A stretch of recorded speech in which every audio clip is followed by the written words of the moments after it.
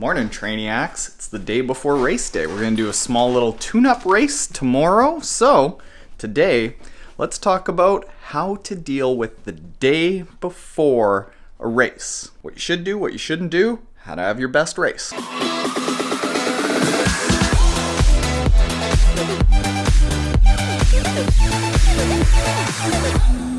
Alright, so number one of the things that you should not be doing is stressing in the day before a race. I'm not stressing. Here it is, 9:10 a.m. I'm still in my PJs. Haven't even brushed my teeth. Sipping coffee. Good thing it's not smell-o-vision. And one of the biggest mistakes that I made in probably the first half a dozen races that I went into was I thought that in the week leading up to the race and the day before, it was like, all right, now's the time to show people what I'm made of. And I'm going to get ultra fit in these last few days. It just doesn't work out that way. Essentially, your body needs to rest and recover to be as prepared as possible in that race. Hence taper protocols, where in the last week to 2 weeks before a big race, you're gradually bringing down your volume, keeping your intensity so that you're staying fast, but you're giving your body a good rest. Here's what you do. I want you to stay active without tiring yourself out.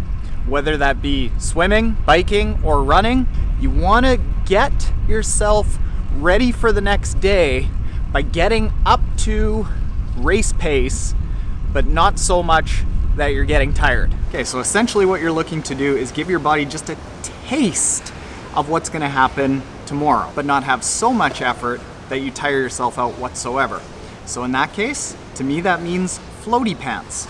That gets your body in a very similar position to what's going to happen when you're wearing a wetsuit the next day. And then I want your workout to be anywhere between about 20 and 30 minutes, somewhere around 1,000 meters with a fairly short warm-up, somewhere around 300 meters. Plenty of warm-up. And then the main set that I want you to do is 7 100s from a dive start, go out hard for 25 meters, sighting during those 25 meters 3 times, and then the next 75 meters really nice and easy. At the end of that 100, get out of the pool, run for 10 seconds, come back, catch your breath. That quick start and then having to cruise in and sight while you're doing it, and then get out of the pool. All of that is simulating the start of the race, the sighting, the finish of the swim. It just gives you a little taste, but because we're only doing 1,000 meters with the floaty pants, it's not going to tire you out that much. And then let's tell you about the run. All right, so the run is not too dissimilar from the swim. So what I want you to do is this. It doesn't have to be at a track. You can just do it on your front sidewalk, on a treadmill, anything like that. Do about a 10-minute warm-up. If you're outside, do that 10-minute warm-up on grass to take the pounding away from your body. Again, low impact. After that 10-minute warm-up, go into about 5 minutes of drills. And this is like stretching, but we're not stretching. We don't want our muscles really loose and limber. We want them nice and tight tomorrow, but we want them to have been worked in different motion patterns. And then finally, for the last 5 minutes, if you're on a track, do just 5 minutes of running, where every other 100 meters, you're picking up the pace just past race pace. So in my case, tomorrow I'm gonna try to race around 4:10 per kilometer. I was picking up that speedy part, getting up to about 3:55 per kilometer. On the off 500 meters, it was just a slow jog. If you're not doing this at a track, just go 30 seconds slow jog, 30 seconds picking up the pace. That's the run, 20 minutes, easy. Now let's get into how to get your gear together. That's important. That might be more important.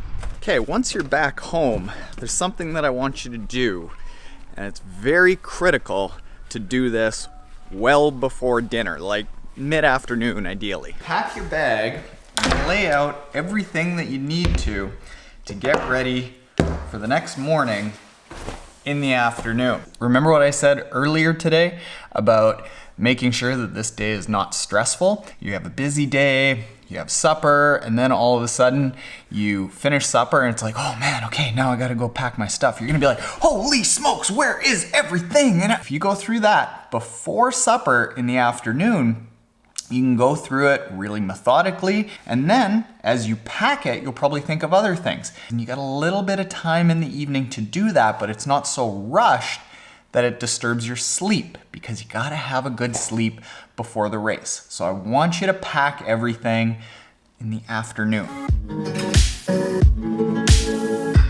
Okay, I think I've got it all done. Check it out.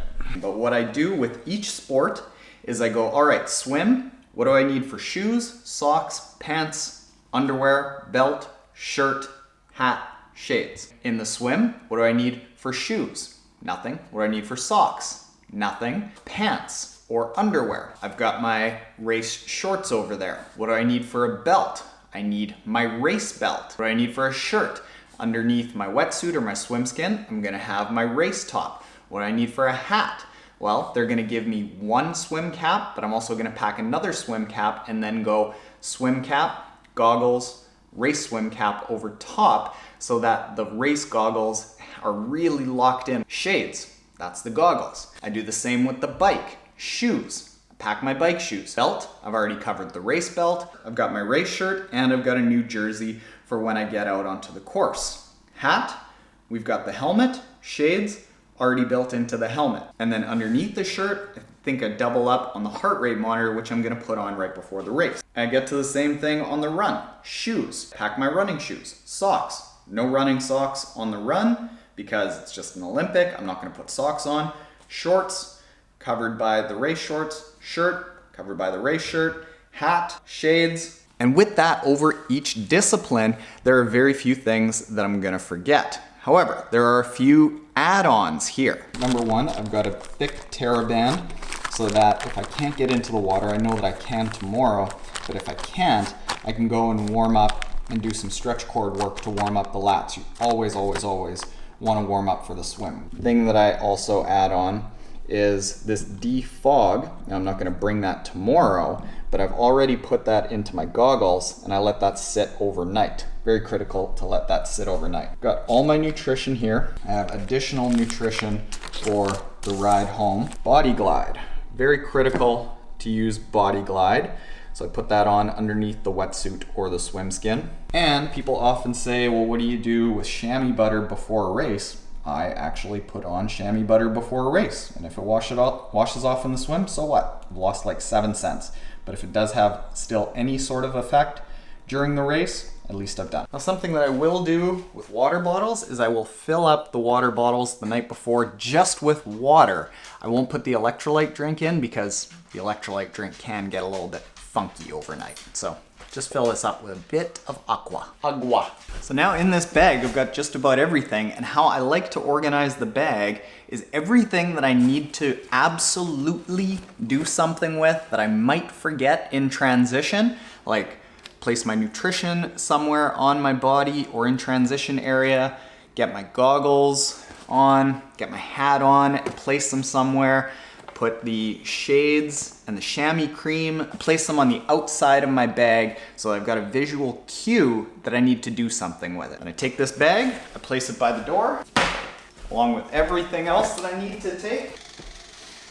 Now, notice what I haven't talked about really at all is carb loading. A lot of people, when they do their first bunch of races, are like, whoa, I need to start eating an incredible amount before the race. And that's just not true. Even all the way up to a half Ironman distance race, I'll probably just have a little bit bigger lunch, a little bit bigger supper. You don't want to absolutely just gut bomb yourself because that's not how your body works. There is so much glycogen in your muscles that you have energy for days. But if you're sitting here going, no, Taren, I need to know exactly what to eat the day before and the morning of the race, at the end of the video, I will put this video over here at the end will be a link to the 24 hours leading up to and including a race for what you should be eating to prepare the morning of and during the race. So now all that's left on your part is to have a slightly bigger supper and have an enormous sleep. Go to sleep as soon as you can. You're gonna have a tough time falling asleep. So the sooner you can get into bed and start the process of getting to sleep, go to sleep. You wanna get yourself at least 7 to 8 hours. So there you go, Trainiacs. That's what you do before the day of a triathlon. If you aren't already subscribed, hit the subscribe button below. And if you are subscribed, wish me luck in the comments tomorrow. It's gonna hurt. Later, Trainiacs.